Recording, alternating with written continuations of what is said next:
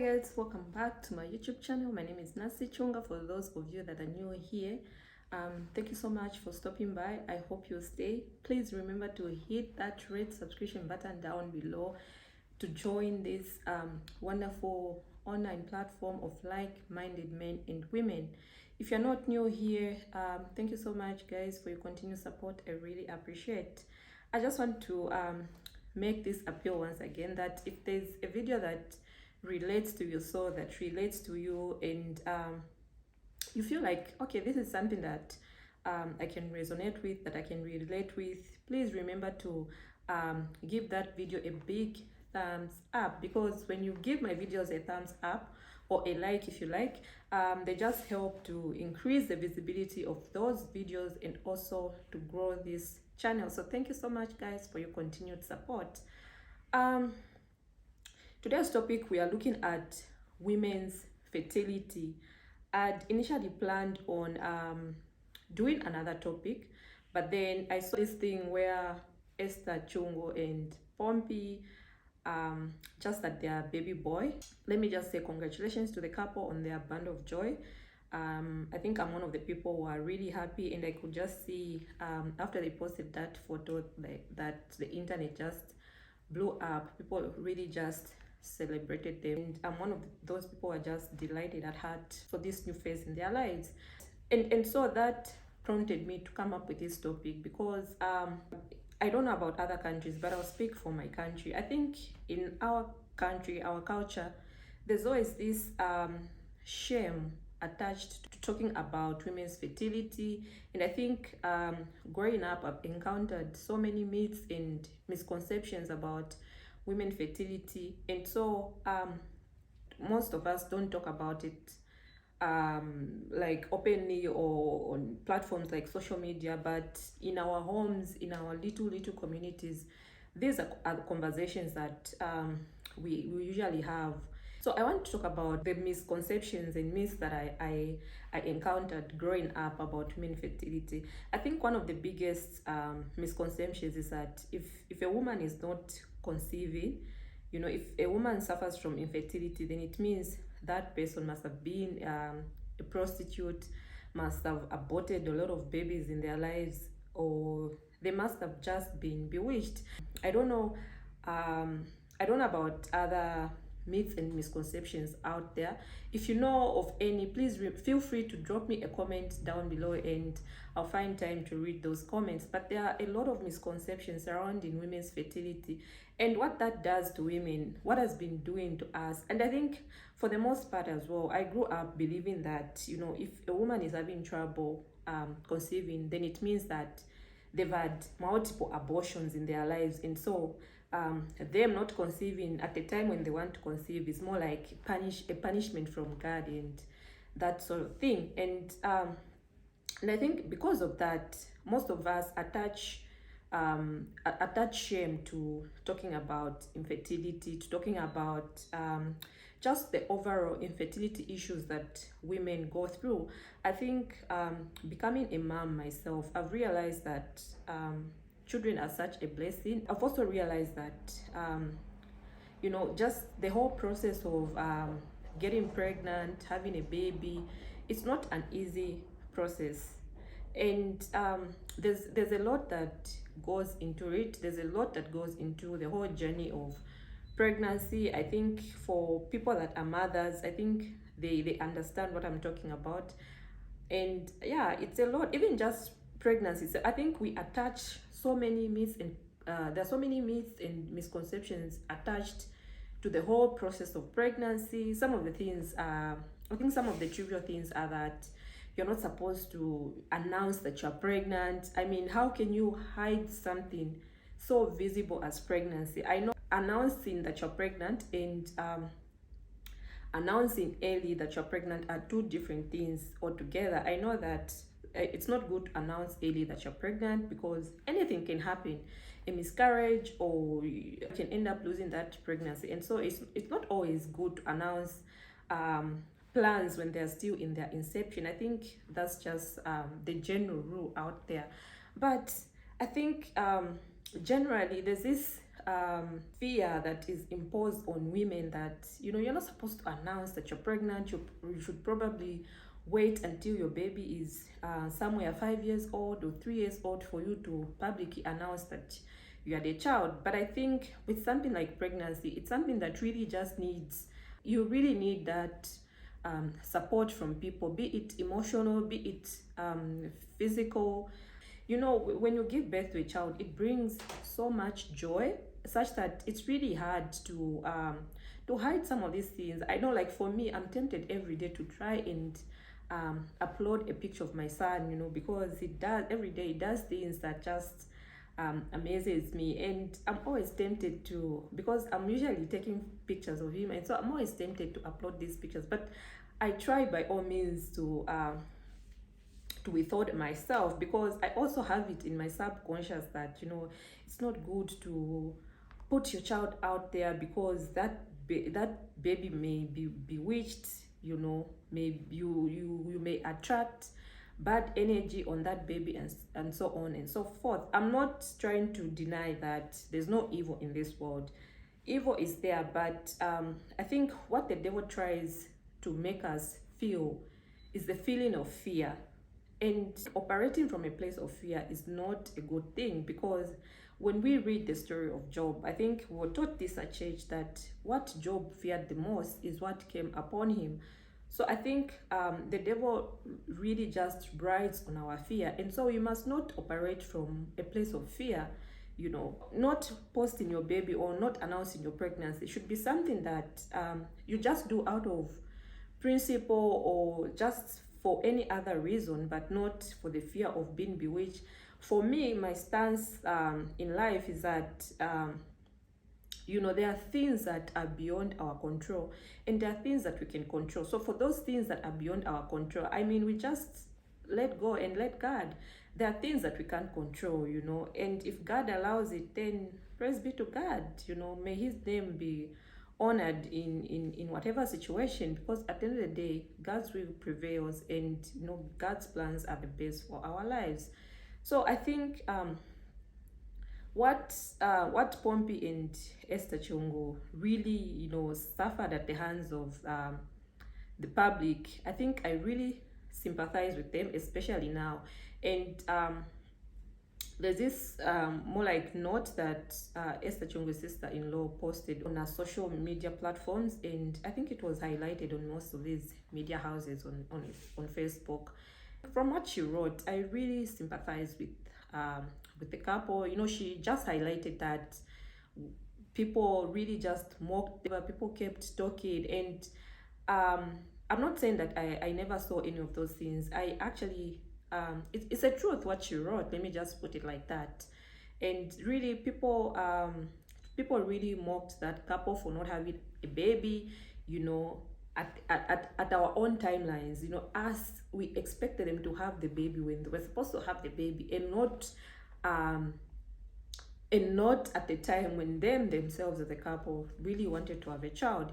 And so I just want to mention that it's also really hard being in the public eye, and you can't always umbrella yourself from public scrutiny. Being celebrities, being the big celebrities that they are, it's inevitable that people talk about them, and being at the stage where they're at in their careers, and I think by now they must have developed that thick skin, because you can't just you know, pay attention to everything that is being said about you. I know most Zambian celebrities have this thing of responding to everything that everything that is thrown at them, which is to me it's exhausting, I think, at the end of the day, because you chose that life, and obviously by being in the public eye, you also attract all kinds of things around you. I'm not trying to promote cyberbullying or anything like that, but what I'm trying to say is that, you know, being a celebrity or being in the public eye, obviously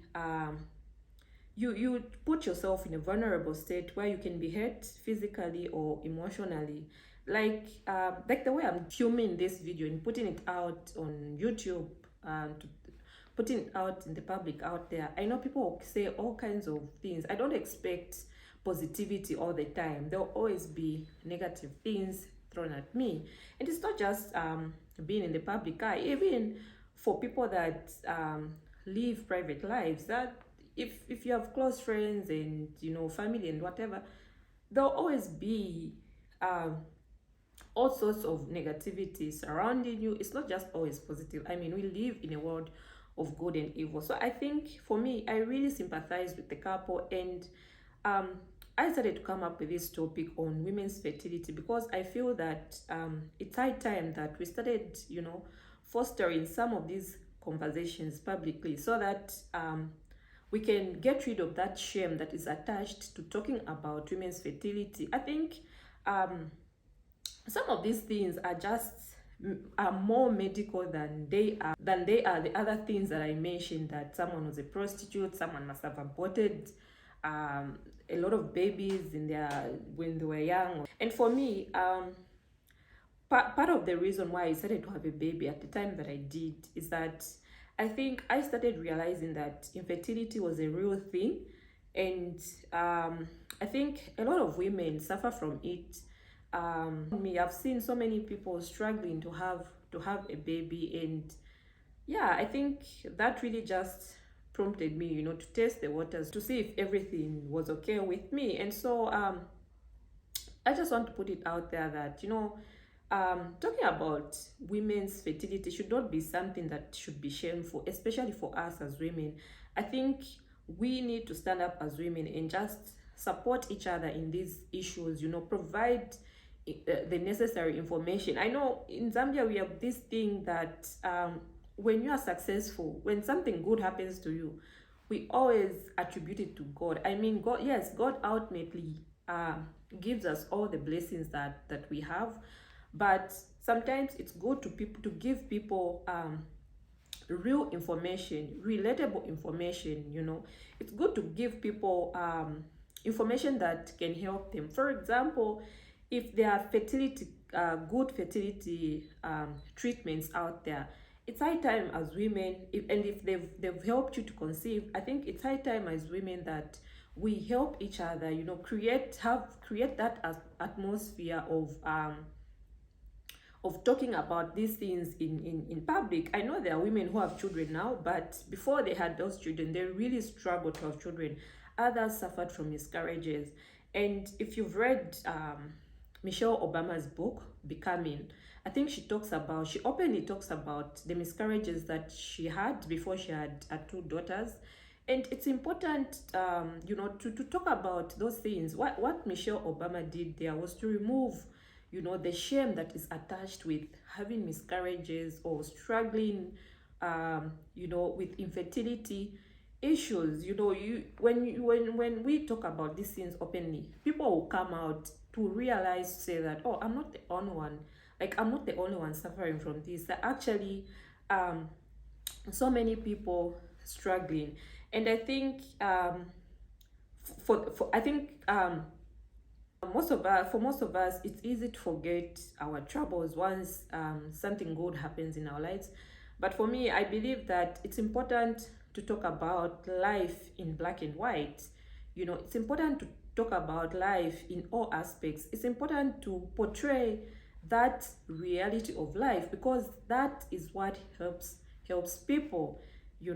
I know that there's a verse in the Bible that says children are a gift from God, and our children are a gift from God, and they are our heritage here on earth. And so, yeah, in as much as we encourage others to pray against barrenness, to pray for God to bless them with children, it's important to also offer people helpful information, such as I think here in Osaka, I know of one IVF clinic. I think I see it along Independence Road. So there are many other options that women can go to for treatment.